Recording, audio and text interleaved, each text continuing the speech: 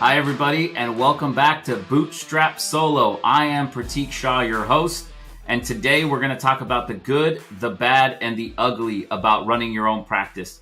This podcast is for those that want to know what it's really like to start, run, and grow a practice. Today's guest, very special guest today, is Jeannie Harrison. She runs the Jeannie Harrison Law Firm, which is an 8-person practice that focuses on employment law, sexual harassment, and discrimination. She started her practice back in 2013 and has been growing strong ever since. Jeannie, welcome to the show. Pratik, thank you so much for having me. I'm excited to be here and have this conversation with you. I am so glad you're here. I mean, everybody knows you. You're a CALA past president. You've gotten some incredible results. And so I really appreciate you coming on and being able to talk to our audience about how you've done all this stuff. And let me start at the beginning. You know, we chatted a little bit before the show. You got licensed in 1992, but you didn't start your own practice until 2013, correct? Yep, that's right. Yeah. So tell me about what you were doing between 92 to 2013. So my very first year out of law school, I did a clerkship at the LA Superior Court with 2 trial court judges because I wanted to really get my feet wet and understand what was happening in the trial courts, right? And so then I went out, and this is, then 93. I went out and was an associate at a firm for probably about like 6 years. Then and I was in that time period. I mean, things were really different then too, right? It was like there was just a real much more of a traditional path in Yeah. practicing law. And people, especially women, really weren't going out and starting their own law firms at the time. Right. And so I sort of took that path. And then I was doing some business litigation. And I did also plaintiff's employment law. It was sort of, in its infancy at that time, Yeah. plaintiff's employment law. And so I was doing, some individual cases, select cases, and I really wanted to just do employment law. I definitely cut my chops on business litigation and learning how to just work a file really hardcore. But then I transitioned into the plaintiff's employment law practice by at first being an associate for a solo, right? And That's a different having to, experience than working for a firm. yeah, definitely. And having to work on a shoestring there and figure out how Yeah. to how to maximize the outcome on cases with very little money in terms of resources. And then eventually became a partner with that solo, but that didn't work out. And so then I ended up going, and I started at that point for about a year, maybe a year and a half. I had the law offices of Jeannie Harrison, but I was working kind of on contract with a different law firm.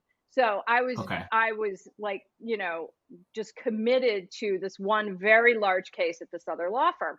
Well, that went very well. We had a 7-month trial and at that law firm, and with that arrangement. And so then we decided to become partners. That was Litt, Estuar, Harrison, and Kitson. And so that went on for a little while. And then I decided that I needed to leave there. And then Yeah. I ended up being a partner in a different firm for about 3 years.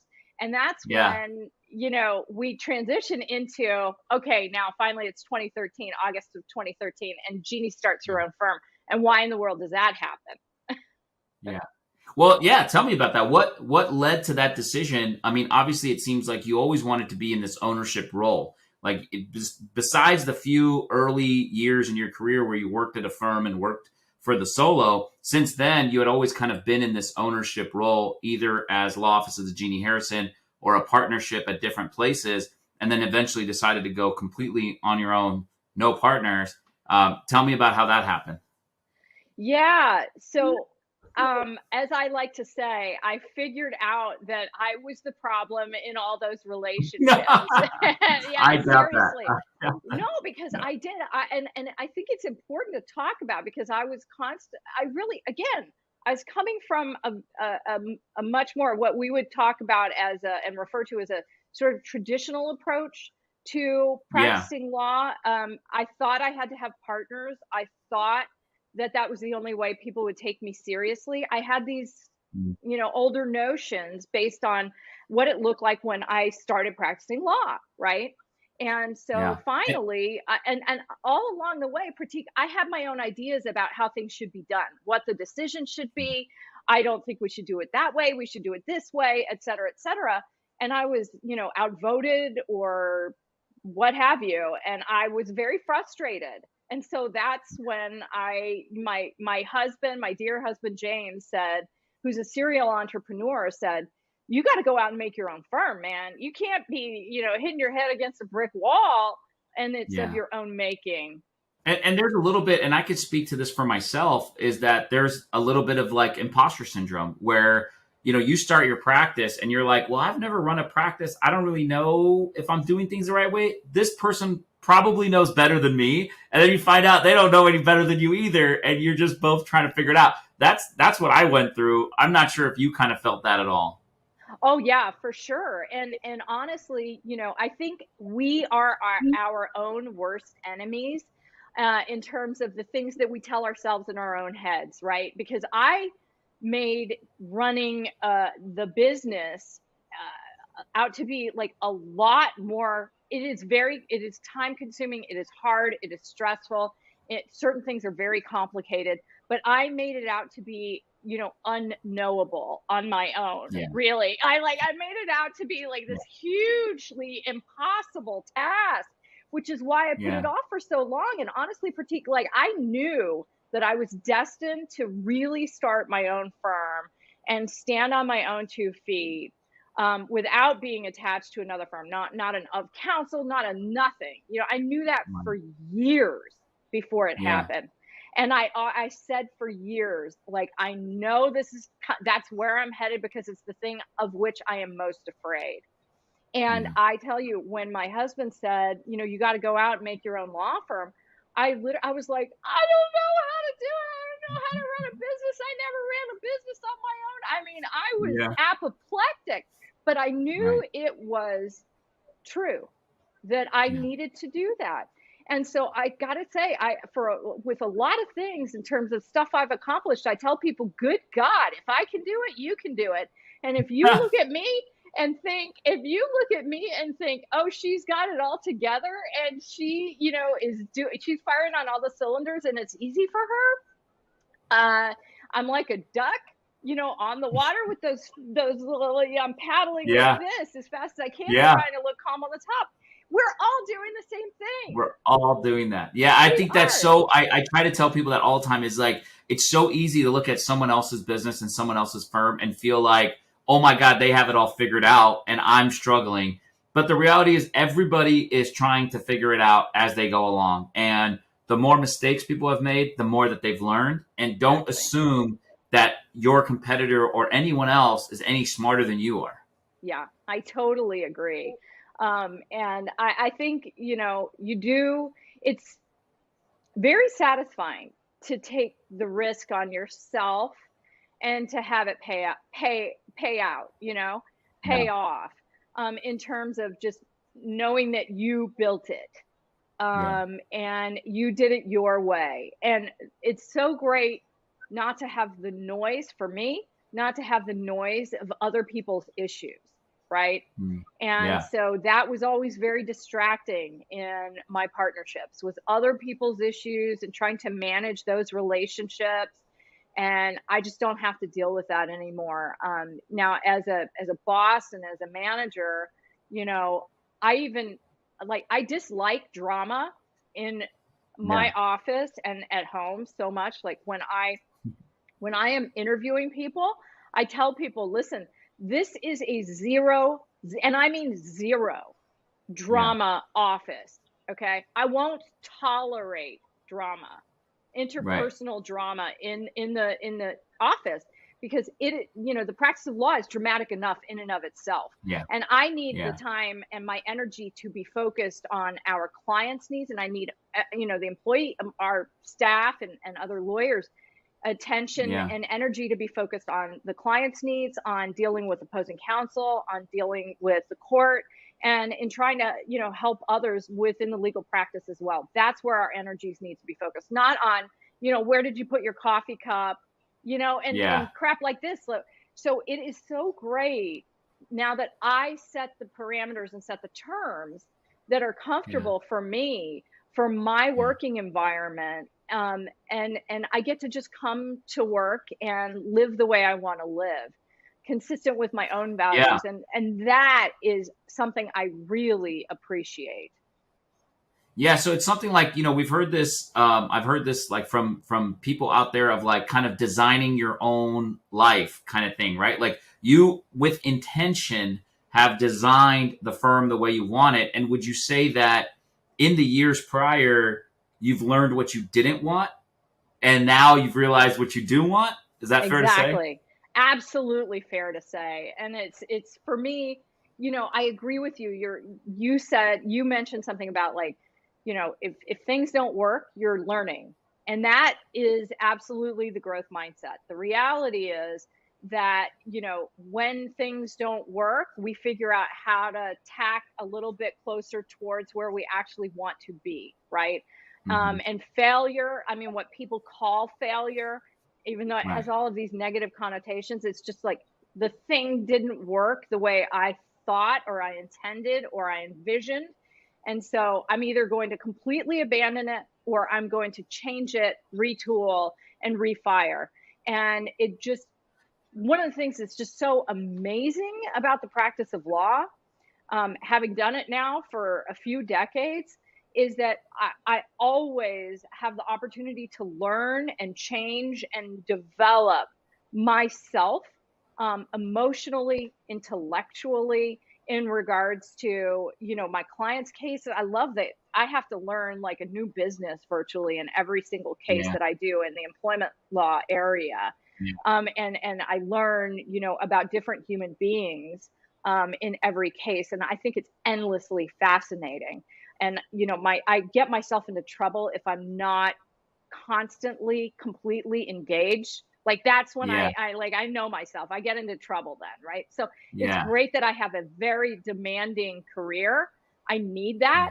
And so I love the fact that I get to learn all of these new things, develop new business techniques and Yeah. strategies, and create new things. And I mean, Pratik, I'm 30 years in. Yeah. I started practicing law when I was 23. Right. And Wow. so, yeah, I'm 30 years in now. And so it still is an endlessly captivating, way to spend my life. Yeah. And I'm so glad you brought that up. So you're a 30-year lawyer. You started your practice in 2013, which is about 9 years ago. So you were practicing for about 2 decades, just a little over 2 decades, when you started your practice. I mean, for a lot of people, and maybe for you too, did it feel like you were kind of starting over again? Yeah, it did. And, I mean, in some ways, like, I don't regret the way things happen in my life. Like, I don't have that, right? But in some ways, I wish I could have or had chosen to start my firm earlier. Hmm. But I'm also very grateful that I did it when I did it. So, like, everything Hmm. happens for a reason. I really do believe that, right? Yeah. And so I'm good with it, but I can imagine I'm excited. Let me put it this way. I'm excited for the lawyers who are looking at starting their practices earlier on in their careers than I did. I'm excited for them.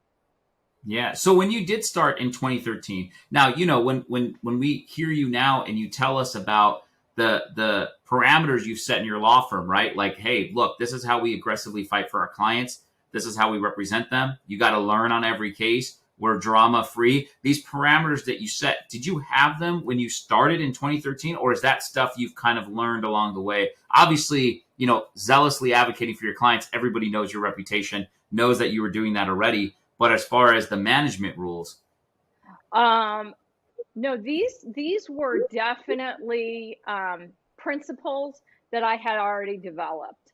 And, I learned through the early years that I don't like the drama in, the work environment. I hate it.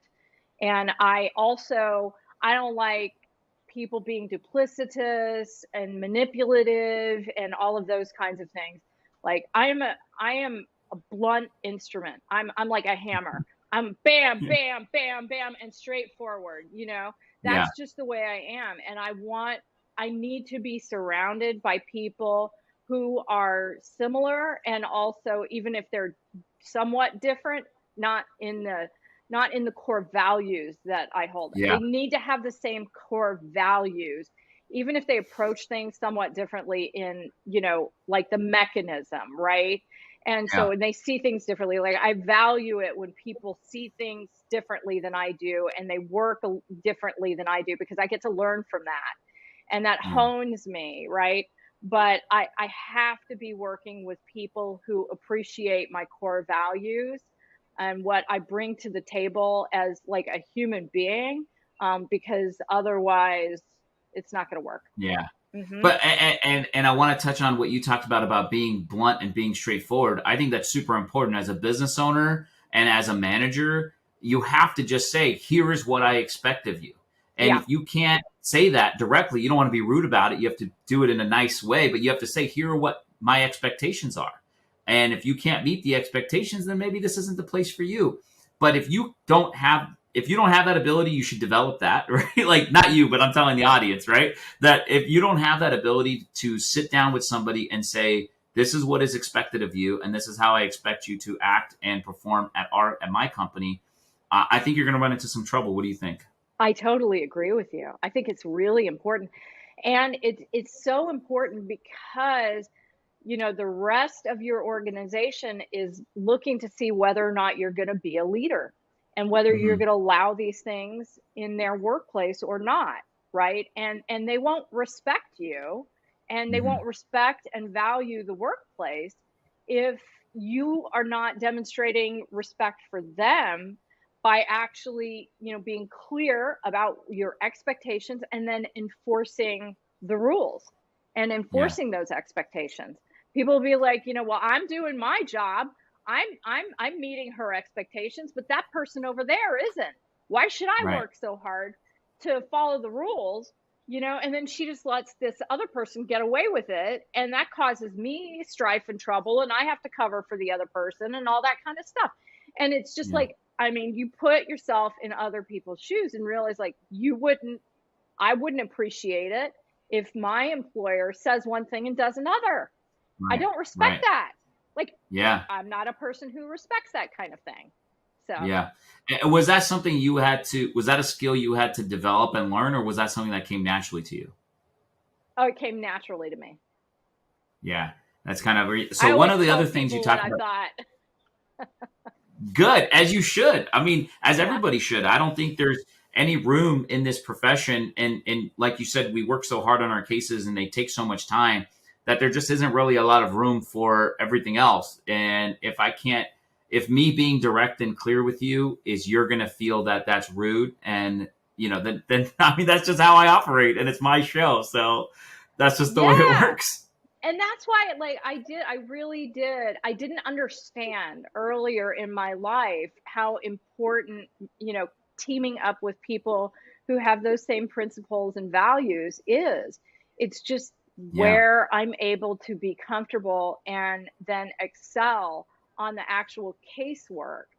Um, and really become my my own person. And it's interesting because I even though I was a successful partner in these other firms, and I would get verdicts and settlements, and yeah. I mean a lot, big stuff, right?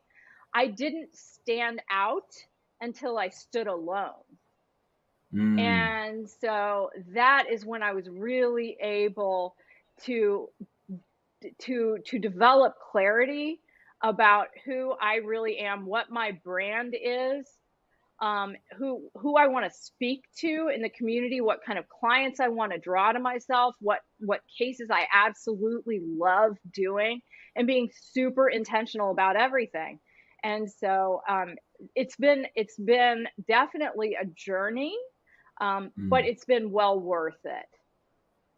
Yeah, so a lot of people are afraid of saying this is what I want because they're afraid they're going to turn away potential business from these other areas of law or other potential referral sources. And you just mentioned something about being intentional of saying, hey, this is the exact client I want. This is the exact case I want. These are the people I want to work with. I want to work with me.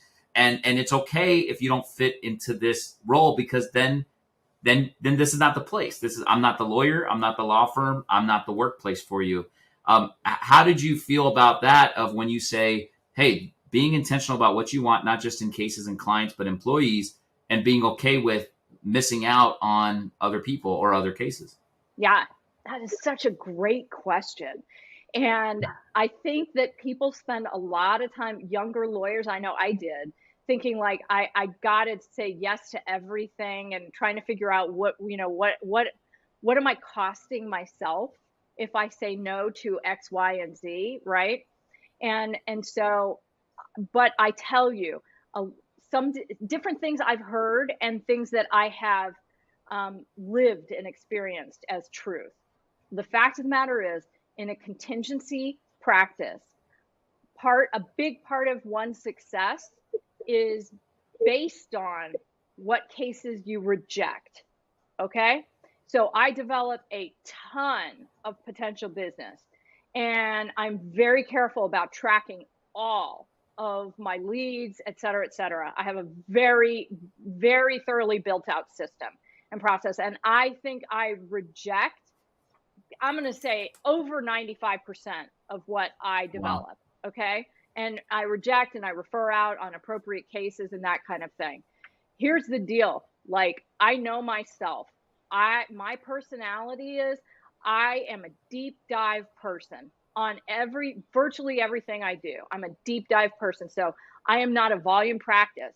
Okay. And I have never been able to be a volume practice. I want to take cases and I want to work them up hard, and I want to maximize the outcome, whether that's by way of trial or settlement. Okay. And for me to be able to do that, when I look at a case, like, I have to know that when I see it, doesn't mean that anybody else sees it the same way I do, but that I can see my way towards liability, winning on liability in that case. Because in employment law, if I win, pretty much no matter how much I win, I'm going to be able to get attorney's fees, because there's a fee shifting statute, right? So I got to be able to know that I'm going to make it past summary judgment, and there's a way to get liability on that case. And I know that I need to be able to, the way I am is I am very communicative. I need to be able to work with my client. I need a client who's going to listen to me, work hard, do the homework I give them, be thoughtful, and pay attention to, how I'm training them, because this is my investment. And so I'm not going to invest in somebody who's not going to respect my investment. That shit's not happening. Okay. Like, that is not happening. Yeah. And so I weed those out very early on. And so, I have a, as you can tell, a very strong personality. And so no, that's a good thing though. Yeah. It works for some people and it doesn't work for other people. And so when you're saying, being straightforward and being able to tell people, including your employees, this is what I expect, this is okay, this is not okay, do this, don't do that, all of these kinds of things in regards to the work parameters, I do the same thing with my clients. And if they're not going to listen to me, even if they start off listening to me, if they stop listening to me, and if they become, really disrespectful, I fire them. I'm out. Adios. Bye-bye. Life is too short, and you're going to screw up my investment. And so maybe that people are going to think that's too harsh. But here's the deal. Like, I talk a lot. I'm sorry. I'm going to keep going. Okay? No, this is wonderful. That's why you're here. We want. No, this is what we want. This is great. Please continue. Like, there's this one CALA women's conference at which there was like a business coach, and she said, you know, what drives you, right? What is your, you know, what is your business motto? If you had a motto, my name is Jeannie Harrison and I blank, right? And so at that moment, I said, my name is Jeannie Harrison and I help victims recover. That is what came out, and that is what I do. I especially help people who have been victimized by employers and who have been sexually abused. I help them recover. I help them recover emotionally. I help them recover their boundaries. I help them recover financially. And the other things, and their self-esteem, okay, and their self-respect. And the things besides money are actually the most important thing that I help people recover, because that's what actually changes their lives for the better. And so For I them said, to that's what, regain their confidence. yeah, absolutely. Changes their lives for the better.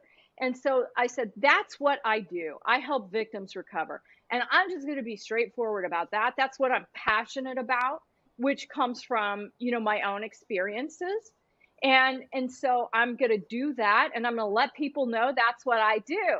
And I'm going to let Yeah. people know that we're like, and you know, my firm is all women. We have a fractional, you know, director of operations who is a man, but he's not a full-time employee. And so we're a firm full of women.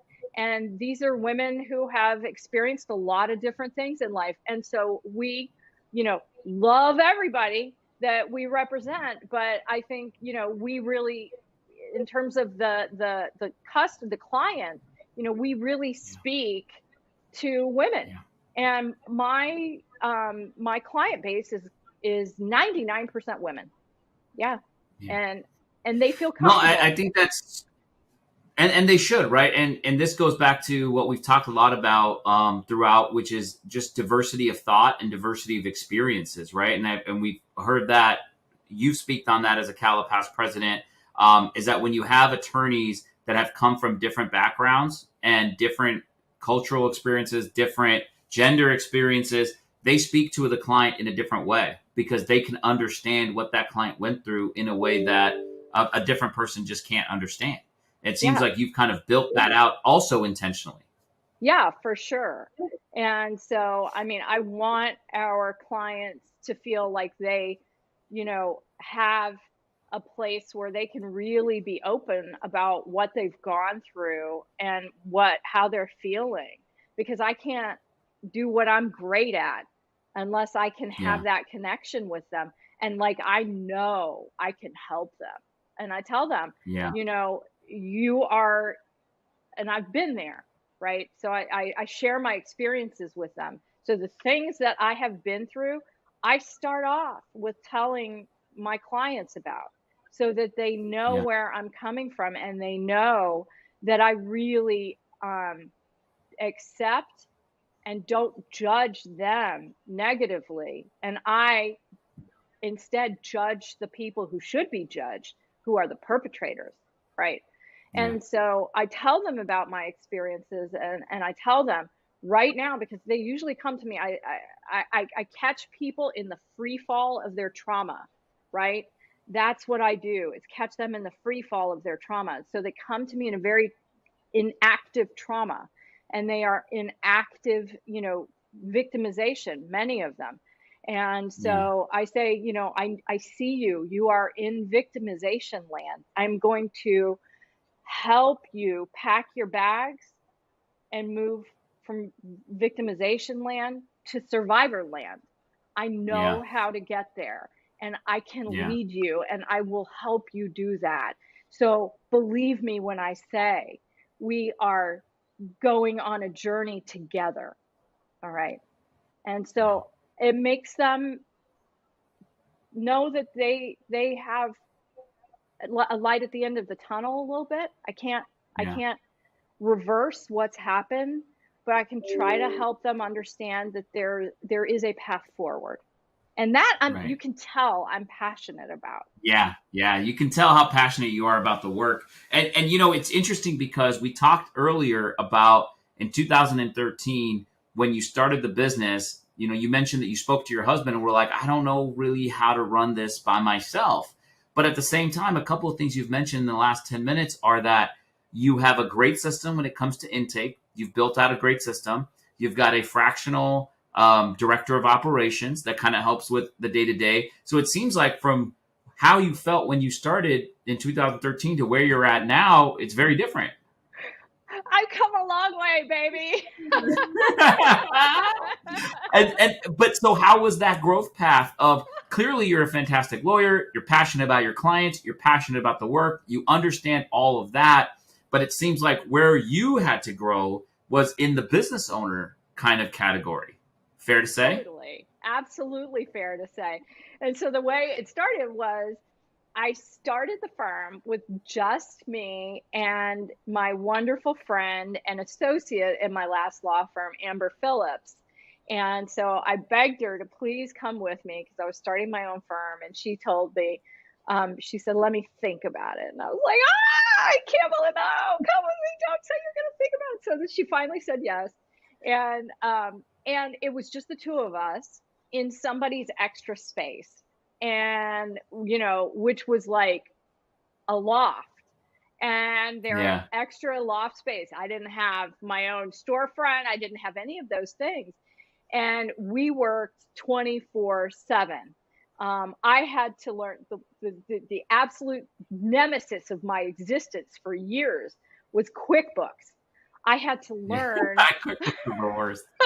It's the worst. It's so annoying. It's so horrible. It's like, it's torture. But I had to learn. And so I taught myself and took some, had an online coaching and stuff like that and learned how to do QuickBooks, which was very important. I wanted to always make sure that I was the person controlling the books.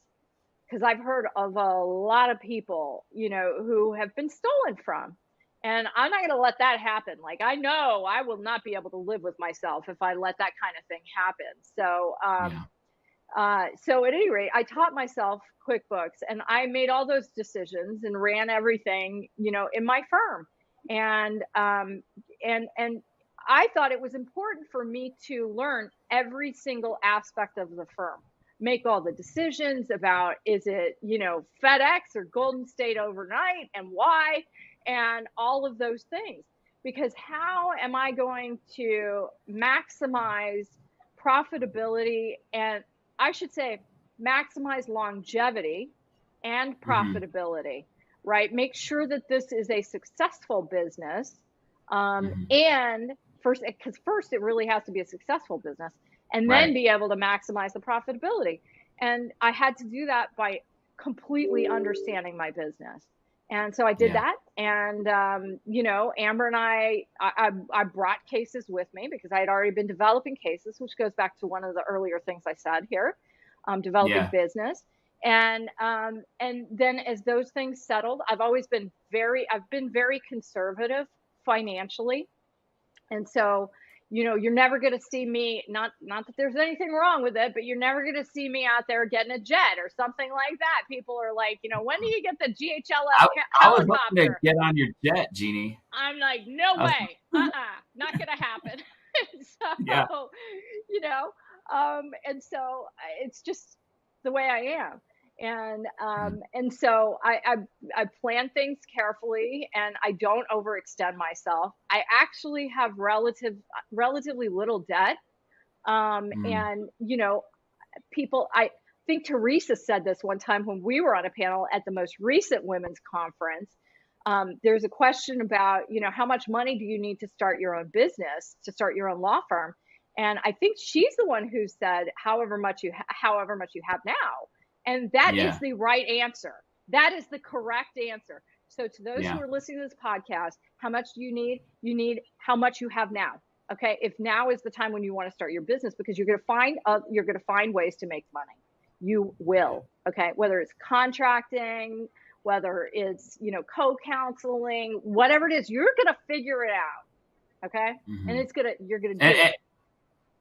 That's super important, is having that desire to figure it out, right? Yeah. There's a lot of folks that I think maybe when they get this idea of starting their firm, they feel like they're putting in too many hours at their current firm, and so they want to go start their own firm. But you mentioned it that when you started in 2013, you were working 24/7.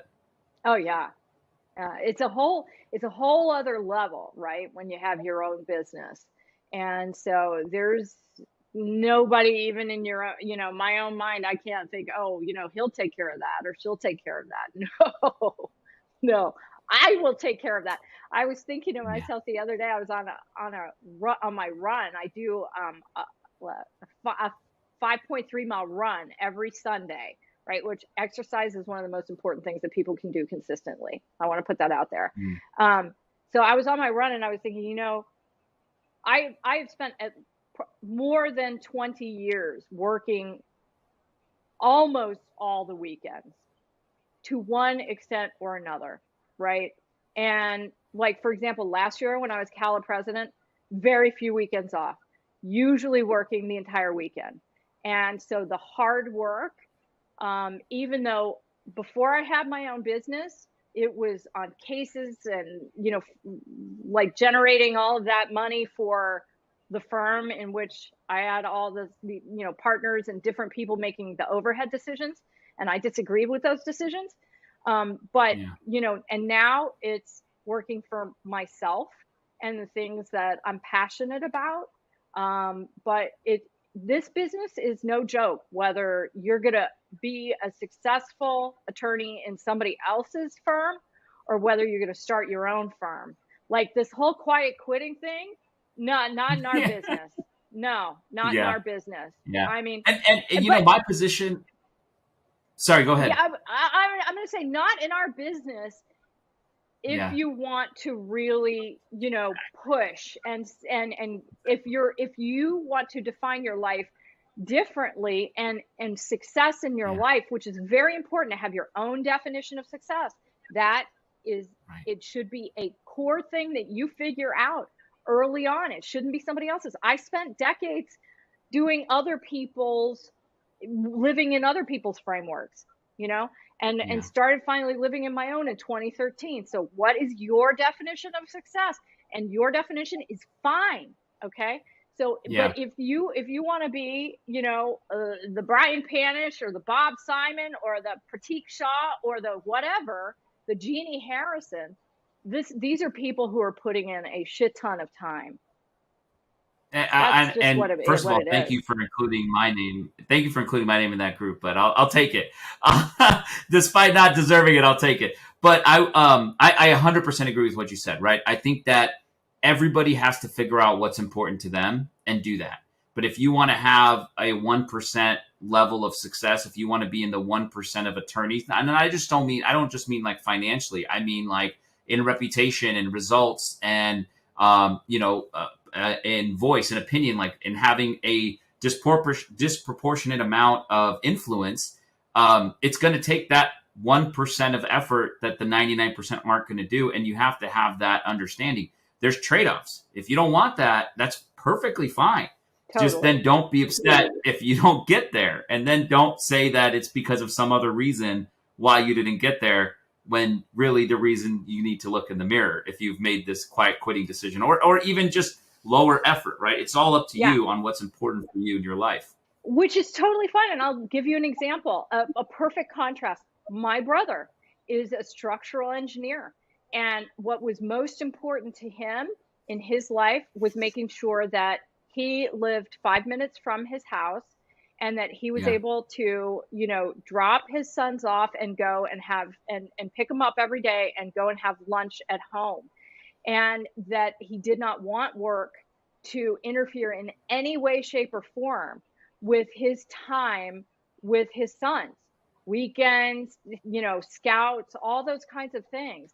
And so in contrast, I did not give birth to my kids, right? And so I married into my third married into, two wonderful kids in 2011. And so, with we have an incredibly supportive, wonderful family unit, different approaches, right? Because I was always very driven in terms of business and being a lawyer. That's just my nature. And so Yeah. I couldn't, my first marriage, I'm very good friends with my ex, my first husband.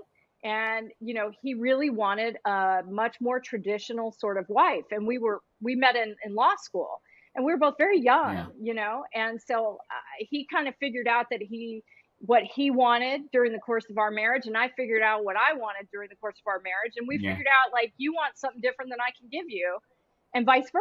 versa. And there's that compatibility issue, right? And so again, it's just knowing yourself, which sometimes it takes time, and I totally get it. And it's I think one of the most important things that we can do in our life is accept who we really are as a human being and what drives us and what we actually want, and put it on the table and say, this is who I am. This is what's important to me, and this is what I want, and this is the way I want my life to be structured, because that's going to make me happy. I'm going to have to work hard, or I'm not going to, have this, but I'm going to have that. I'm going to have, I won't be, the owner of the engineering company, but I will have had every single weekend with my kids. And that, Hmm. those are decisions each one of us has to make. And I commend everyone for making those decisions about their lives as early as possible. 100% agree. 100% agree that you have to figure out who you are and what you want, and then just go all in on that. And don't worry about anything else. Just That's go right. all in on what you want once you've figured it out. So a couple more questions, and then we'll let you get back to kicking butt. Since you started your firm in 2013 to today, when you think about it for a second, what would you say was your hardest day as a business owner? Oh, for me, the hardest days as a business owner are always when I have to tell an employee that it's not working out. That, I mean, even though it's necessary, it just crushes me. Honestly, that's it. Yeah, because you understand that they've been trying to build their life with this job in mind, and when you hire somebody, you're an eternal optimist. We all are. When you hire Yeah, somebody, you hope it's always going to work out because that's why you hired them. You yeah, you thought they had the tools needed to succeed at your company, and it's almost obviously it's hurtful for the person that you're letting go, but it's also admitting that you were wrong. yeah. Well, and it's, you've invested. I always invest heavily in, the employees here. Education, continued education, mentoring, one-on-one, all of that. And you invest, and then sometimes despite everybody's best efforts, it's just not the good fit. And Yeah. it's really hard to say that. I'm a very empathetic person. I don't know if you can tell. And so I take people's well-being and their emotions very, very seriously. And one of the things I'm proud about at my firm is that we're really able to um, have have the employees prioritize their lives, working out, their families, kids, their own health care, and being healthy in their lives, et cetera, et cetera. And so when it doesn't work out, I'm sad. Yeah. Yeah. Yeah. And then what are your favorite days as a business owner? My favorite days as a business owner are seeing the successes of the people who work here. And Yeah. when they, when they have their achievements, that, is multiplied so much for me, because, like, they wouldn't be having those achievements if I didn't, in this moment, in this way, if I didn't Yeah. take the risk to start the firm. It wouldn't This place wouldn't exist if I didn't do what I did, and at the times that I did it. And as hard as it can be, and as hard as it has been at various times, just seeing them succeed makes me so happy and grateful that I took the risk, and that I have created a place where they feel comfortable and confident and supported, to spread their wings and do their best. I love that. I love that. One final question, and then we'll wrap up here is if you could go back in time to, 1992, 1995, mid 90s, and you could talk to younger Jeannie Harrison, what would you tell her? I would tell her that she's braver than almost anybody I've ever known, that she's going to have an amazing life, that she is going to make herself proud, that she's going to make the legal community proud, and she's going to help change some people's lives for the better. And she's going to have an amazing family with the love of her life and a truly epic relationship. And she's going to meet wonderful people along the way and have an opportunity to do really fascinating things. So I see wonderful things for her, and she should try to enjoy it as much as possible. That's what I would say. That is amazing. Thank you so much, Jeannie, for coming on. Really appreciate it. And thank you all for listening or watching. We'll see you on the next episode of Bootstrap Solo. And remember, just because people like Jeannie Harrison make it look easy and effortless, it doesn't mean that it is or it was. And as always, the one ask I have for all our listeners and watchers is if you enjoyed the pod, please share it where you share stuff, LinkedIn, Instagram, TikTok. We can only grow if you let others know about it. And so we'd appreciate your help in doing that. And that way we can continue to get great guests like Jeannie on here. Thank you again, and see you next time.